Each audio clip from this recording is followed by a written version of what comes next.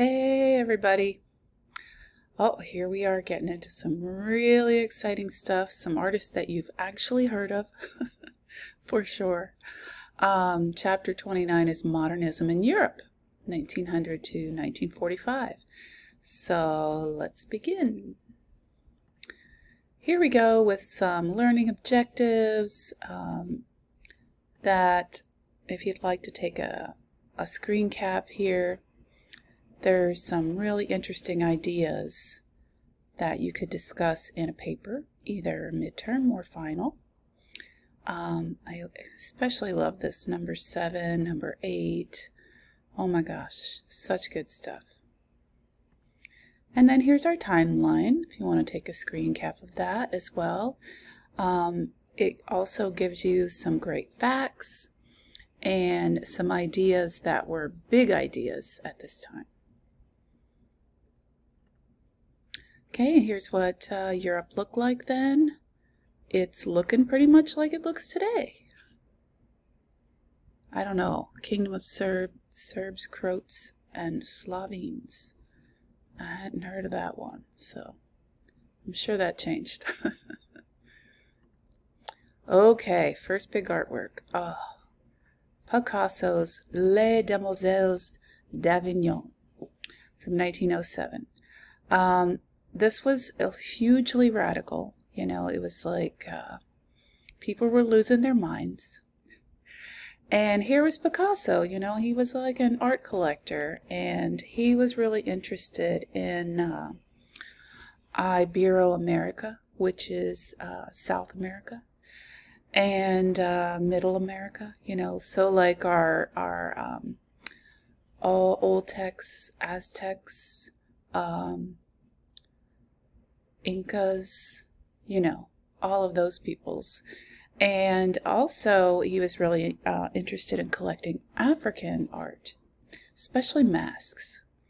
So what you need to know about this painting is that it was very radical, which is, you know, ahead of its time.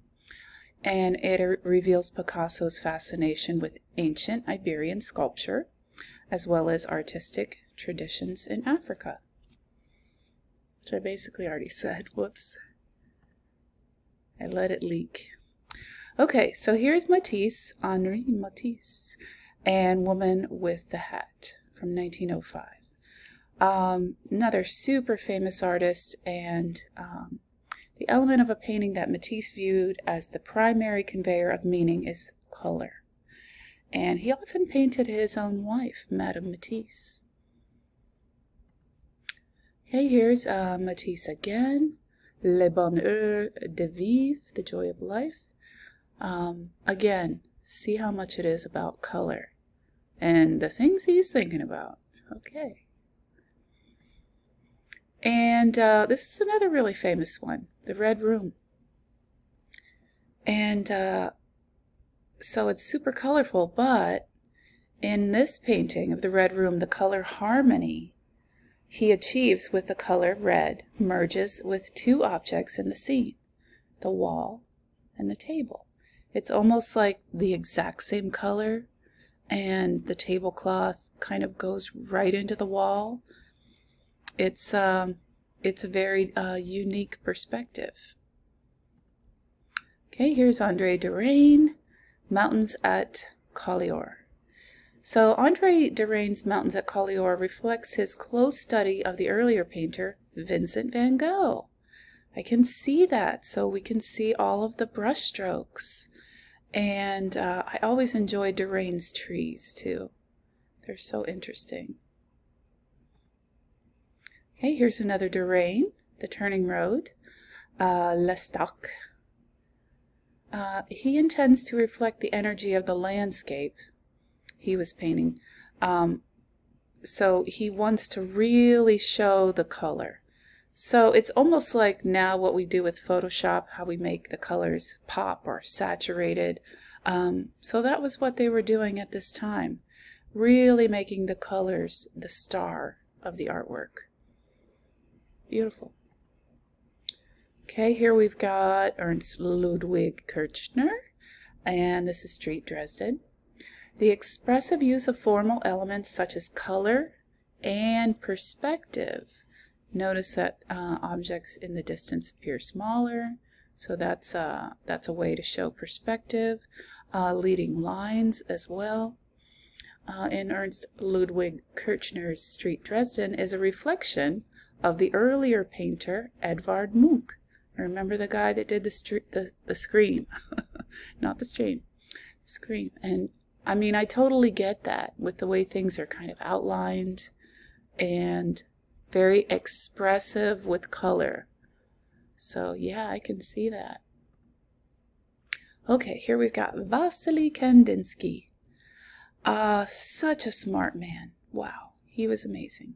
His move to abstraction, because he was one of those people who started out painting realistically and then moved to abstraction. Rather than representation, something that looks like real life, it can be attributed to the scientific theories of Einstein. How cool is that? Another thing he did was he would paint to classical music and paint the notes as he was feeling them and thinking about what color they could be. So that's so interesting. And Franz Marc, The Fate of the Animals. This is really about Marc's use of colors. They signify severity and brutality as a reference to the contemporary historical situation, which was World War I. So what an effect this had on the art world, and we will see that more. Okay, this is Kathy Kollwitz, Women with a Dead Child, such a sad topic. The theme of a grieving mother holding her dead child was explored in many works by the German expressionist artist Kathy Kollwitz. Even her name sounds German. And you'll notice in her work, she often uses only pencil. Only pencil. Wow. This is actually an etching. Kind of like, if you think back to Albrecht Dürer. So it had to be carved into a metal plate and then printed. That's so sad. Paula Modernism-Becker, self-portrait with an amber necklace. I think she's showing off a little bit there. Maybe. And Wilhelm Lembruck, Seated Youth. So again, we're seeing the sadness of the time. Just so many deaths. Egon Schiele, he always, I mean, this is his nude self-portrait, grimacing. This is his style, though. He does nude figure studies and self-portraits showing emaciated bodies. And they were his primary output. So that was his, you know, kind of claim to fame. Here's one of an early Picasso. So you know a lot more about later Picasso works. But this one is much more realistic than he would come to do. And he's such an interesting artist. You know, he was kind of a mean guy because he was kind of a know-it-all, but he had been famous since he was a child for, you know, the ability to show realism since he was a young child. So it's no wonder that he decided to abandon realism and create new styles. And here we go. So this is Gertrude Stein, and she was a patron of not only Picasso, but many, many other artists in Europe. Let me think.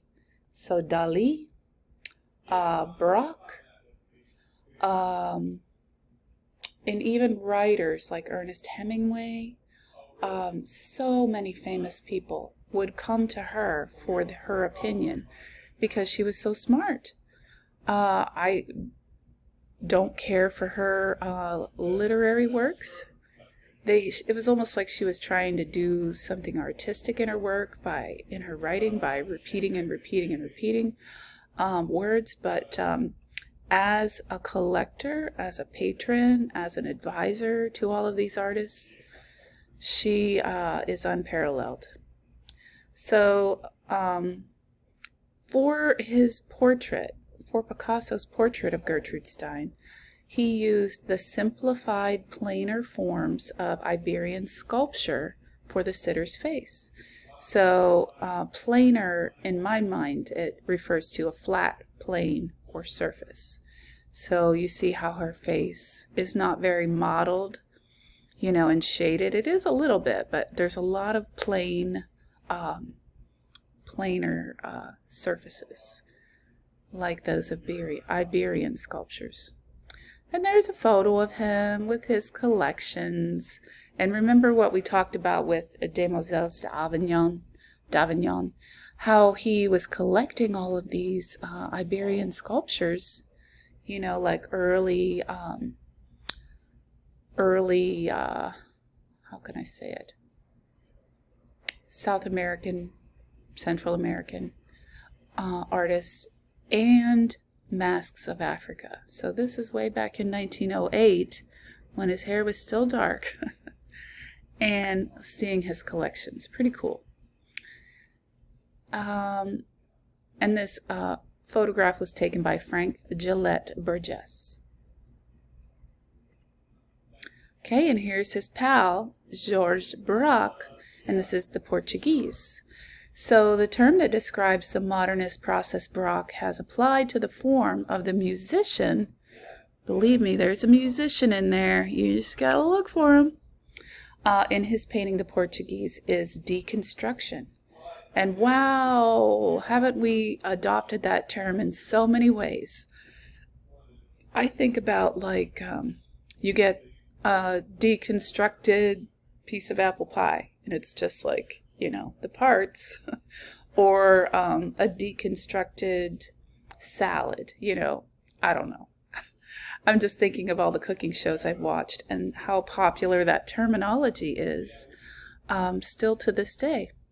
So it's like taken apart, spread out. Okay, here's a really famous Picasso still life with chair caning. So the chair caning is, you know, this kind of like weaving of reeds, and you still see that on like rocking chairs sometimes. And the style that he's representing here is synthetic cubism. So that means that, you know, he uses a lot of flat shapes, color, and things are, I would say, I would almost call it deconstructed, but the way I think of cubism is that you know, when you have a cube in your hands and, you know, say like even like a Rubik's Cube, you can look at all the different sides of it one at a time, you know. Picasso and Braque, they thought, well, what if we could see all the different sides of a cube at the same time? So, you know, this was kind of revolutionary that they invented this new style. And of course people hated it at first, like they hate everything that's new. But, you know, it came to be embraced by the public eventually. And this is Braque's bottle, newspaper, pipe, and glass. So this one to me feels like more of a collage. And you can see that it actually is collage-like. So there's like pieces of paper with different little drawings on them, and he put it all together as one painting or artwork. So interesting. And you see that actually in Picasso's Still Life with Chair Caning. It looks kind of like a collage. There are some pieces added. He's even like added a rope as the frame. So that's very collage-y, you know, things added to a background. Okay, here we've got one of Picasso's most famous artworks. Wow, Guernica. And this work by Picasso is meant as a condemnation of the Nazi bombing of the Basque capital in Spain. So you see people dying, you know, poor animals. Oh, goodness gracious. Just so much horror. And, you know, having seen that event as a Spaniard that he was, you know, he made this monumental artwork, which is, you know, almost 12 feet wide. I'm sorry, 25 feet wide and almost 12 feet high. So this was a monumental work. A statement for sure. This is kind of interesting because he would make, Picasso would make these maquettes, which is like almost like a little model, kind of like, you know, when you want to build something or create a larger sculpture or, you know, plan out even like a gallery show, you can make a little maquette, which is just like a little model that you would use to reference in your work.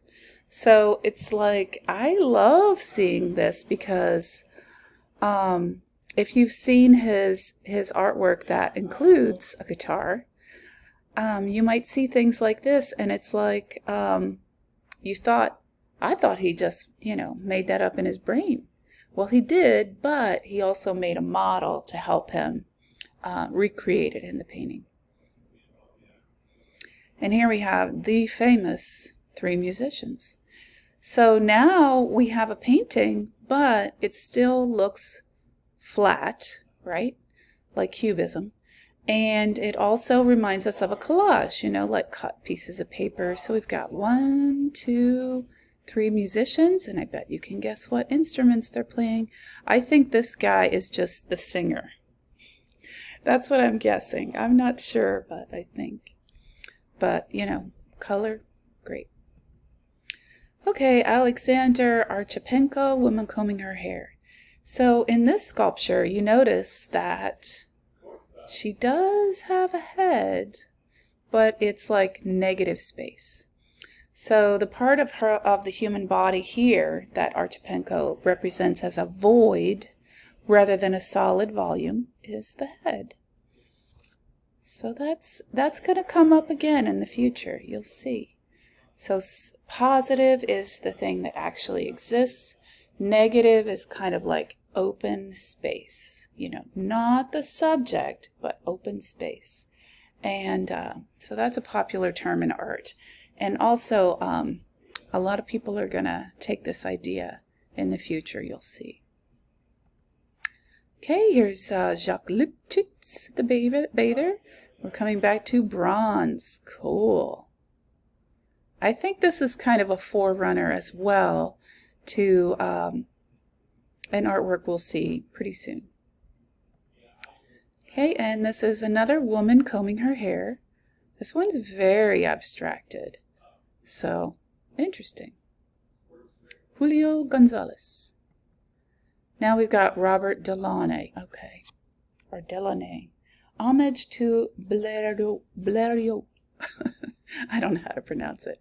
But what is so interesting about this painting is that it was, he was referring to modern, at the time, technological innovation. And this was called Orphic. The style was called Orphism or Orphic. So we're no longer in Cubism. And this, it's an homage to aviation. So in honor of that invention. And when I look carefully at it, I see what looks like, let's see if I can find my old pointer here. There it is. So that looks like the Eiffel Tower, right? And this definitely looks like a propeller. So fascinating. His thoughts on aviation is what he's showing here. And here's another Delaunay. This is Champ de Mars, the Red Tower. His version of Cubism, known, like I said, as Orphism, gave a crucial role to the element of color in his painting. So, again, it appears to be the Eiffel Tower, but he's made it red. So, I get it. I get that he's using color for emphasis. Okay, here's Fernand Léger, the city. And this is so cool, isn't it? It's like, you know, everything is kind of abstracted. You can recognize some things as similar to something you've seen. You know, maybe this is an ad, and then these fantastic buildings. The road is like standing up. So I think they were really having fun playing with abstraction. This is another leisure, 3 women. And again, so interesting. This really reminds me of the figures in art from Mexico from this same time period. And I don't really have an exact reference, but I'm thinking of Degas. We don't study him very much, but his figures, you know, very similar to this. I've always loved this painting. And in our text, you know, it doesn't really go into it very much, but Giacomo Balla, Dynamism of a Dog on a Leash, hilarious. You know, it's like showing all the motion of the little doggy's legs moving and the tail, and then the, you know, I guess this is a lady wearing boots and a long coat, and then the chain. Fantastic. So cool. Here we go. Umberto Boccioni, Unique Forms of Continuity in Space. Oh, how amazing, this bronze sculpture. So he is really showing here his concern with movement. And I always think this sculpture is just incredible. Like, you know, a man wearing, I don't know, loose clothing, I guess.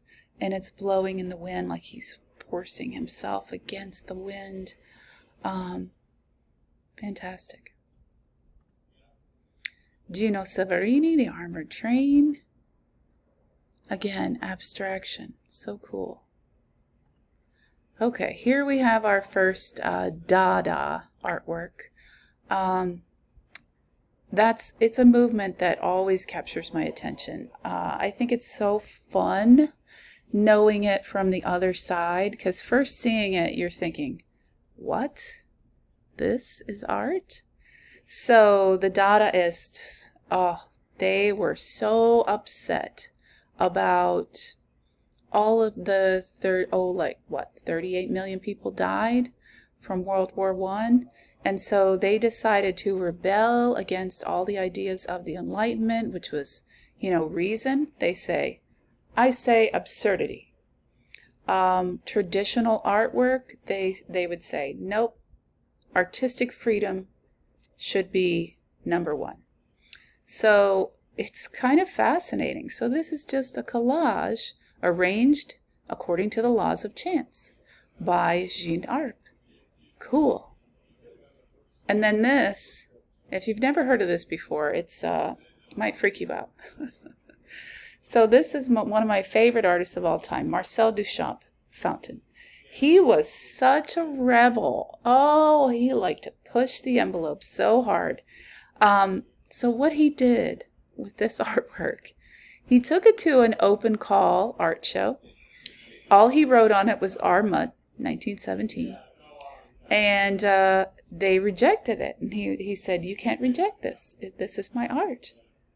It was like such a huge to-do all over the news. But, you know, he kind of succeeded in getting people to talk about what art is.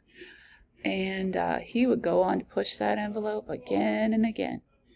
So this is an example of one of his ready-mades.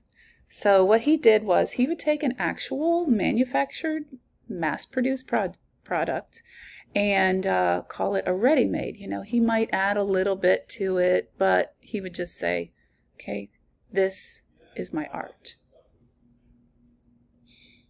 I mean, he would do things like take a stool and attach a bicycle wheel to the top, or hang a snow shovel on a wall, and, you know, this is in advance of a broken back. That was his title for the shovel.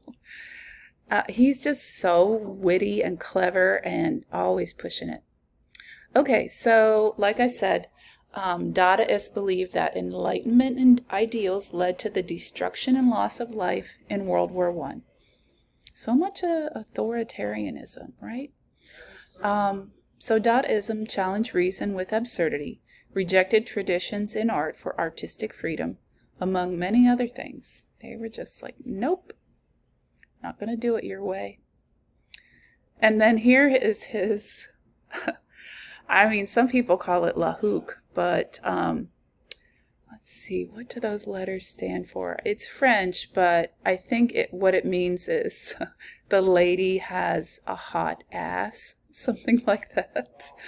Oh my goodness. So, ooh, you can imagine. People were so angry. And yet he's being talked about left and right in all the papers. Everyone talked about Duchamp.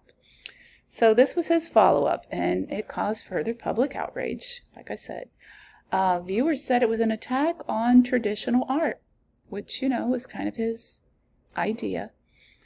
Later on, he explained that this was a commentary on Da Vinci's somewhat ambiguous gender roles in Da Vinci's work. So if you've studied Da Vinci at all, you might have heard, like, theories that Mona Lisa is actually Da Vinci painting himself, and then they've laid his picture on top of hers, and how they line up like, you know, twins. But that's not really true. Funny though.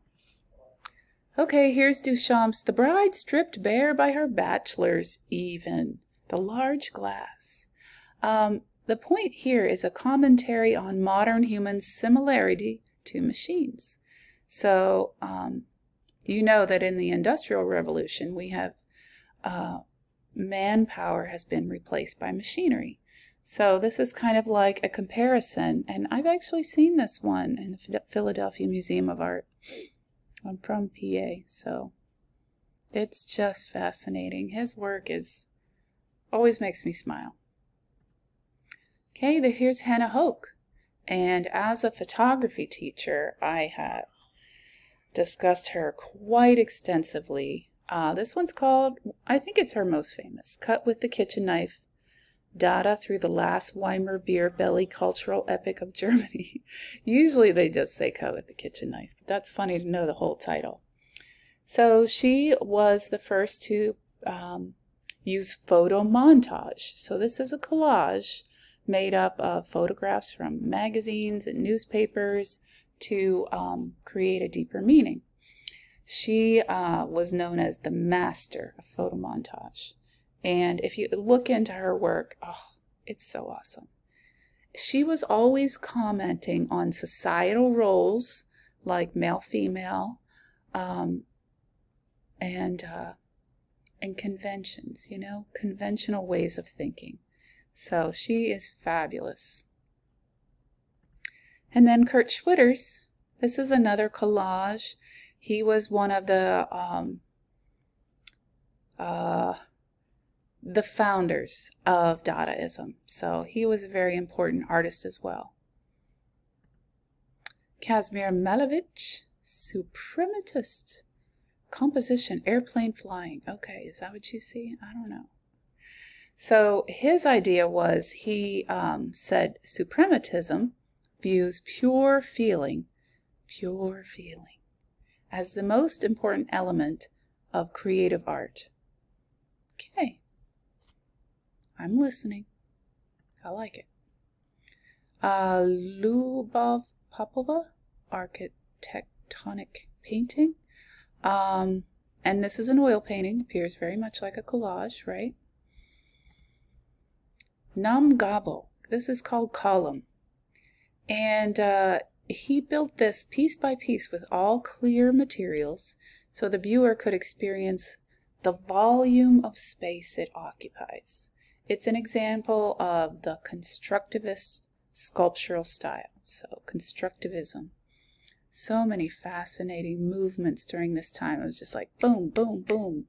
They're coming up with something new. George Gross, Fit for an Active Service. It's kind of like a cartoon, right? totally. And then here's his famous eclipse of the sun, George Gross. It was meant as an indictment of militarism and capitalism. So, I mean, you can see politics here, right? With the donkey. And headless people sitting there at a meeting. And these, you know, larger-than-life characters. This looks like maybe Winston Churchill. But really entertaining. And, you know, he was slapping everybody with this one. Okay, Max Beckman, Night. Oof. There's a lot of terrible things going on here. And here we have Otto Dix Der Krieg, The War. So this German guy, obviously. And he uses the time-honored tradition of the triptych as a religious format. So, the war. And a religious look at the war. Ernst Barlach, War Monument. The human figure that appears here in Ernst of Barlach's War Monument in Güstrow Cathedral is meant to symbolize a dying soul. Okay.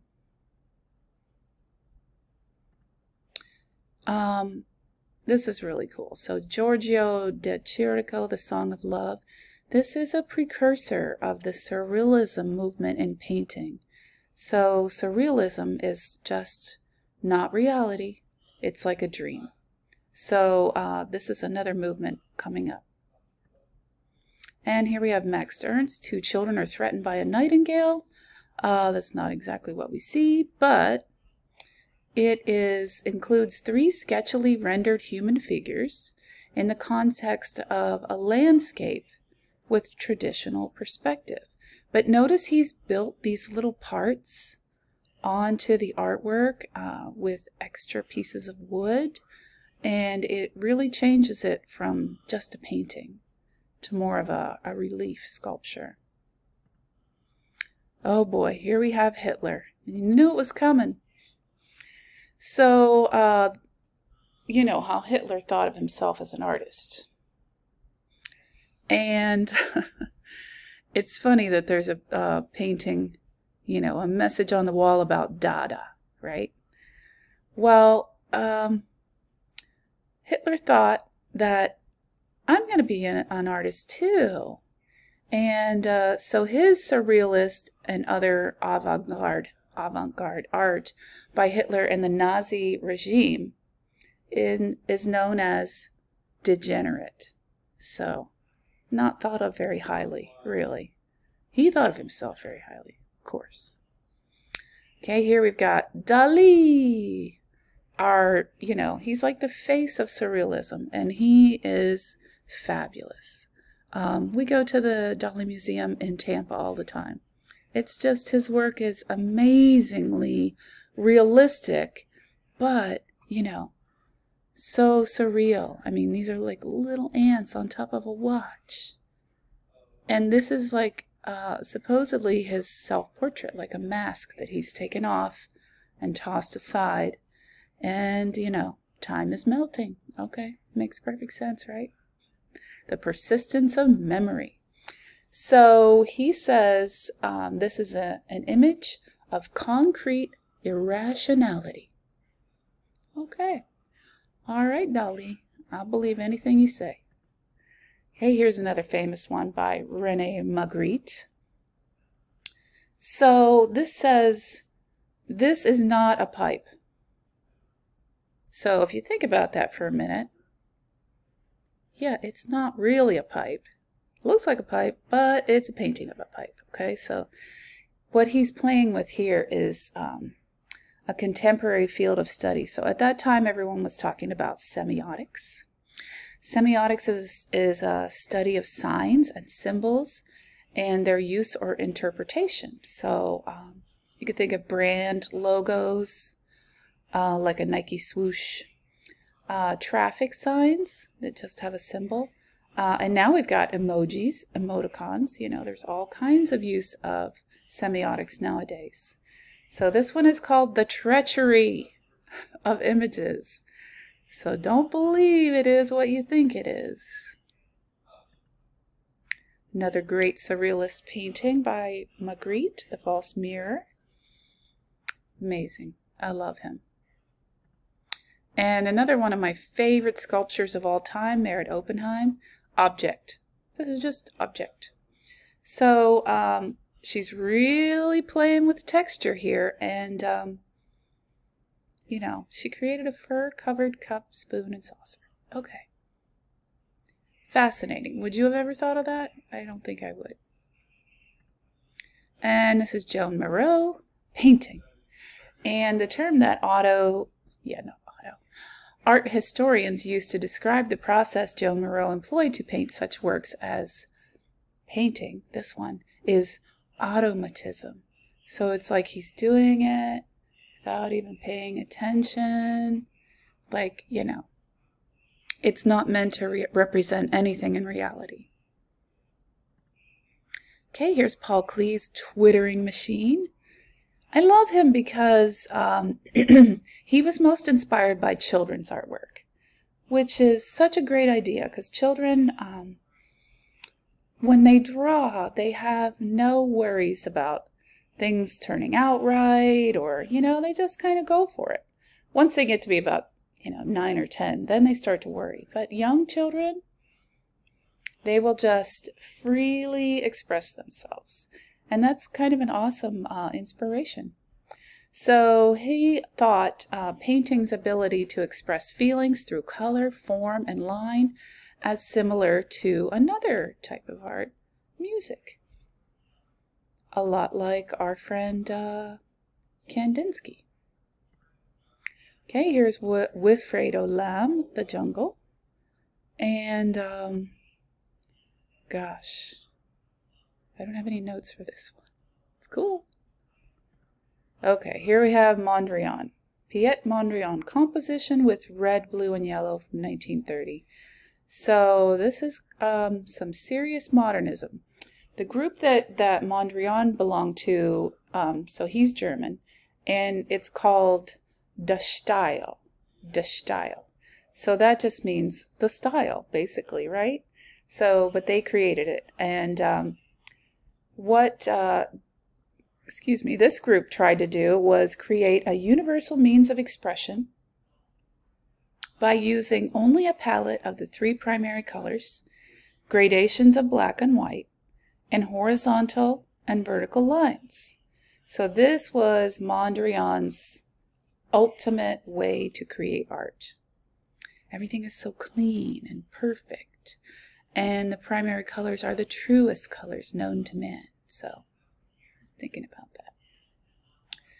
And this is another Brancusi, who did the continuity of, Motion in Space, the Golden Man statue that was, blowing in the wind. This is called The Newborn. How sweet. Little egg.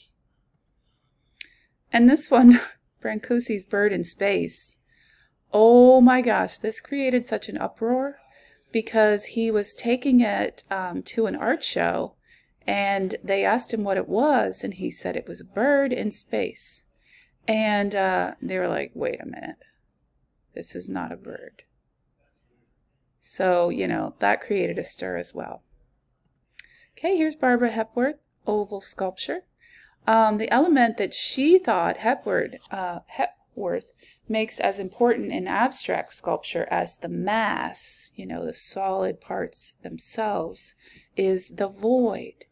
So remember earlier we were talking about that guy who just left a space for the head? So the void, it's like positive, really there, and negative space.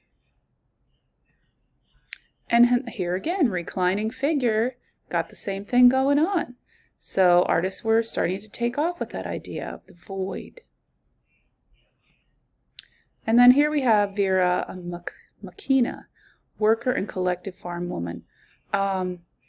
This is amazing for a few reasons.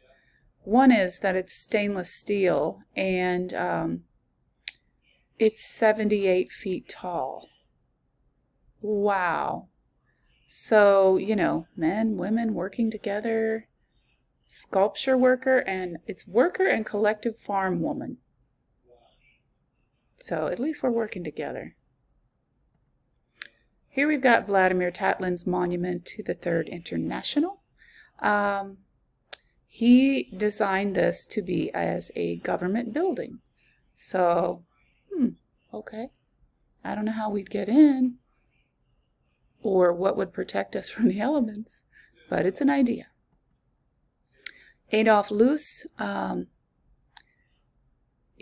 this guy, German architect Adolf Loos, theorized that ornamentation was wasteful and unnecessary.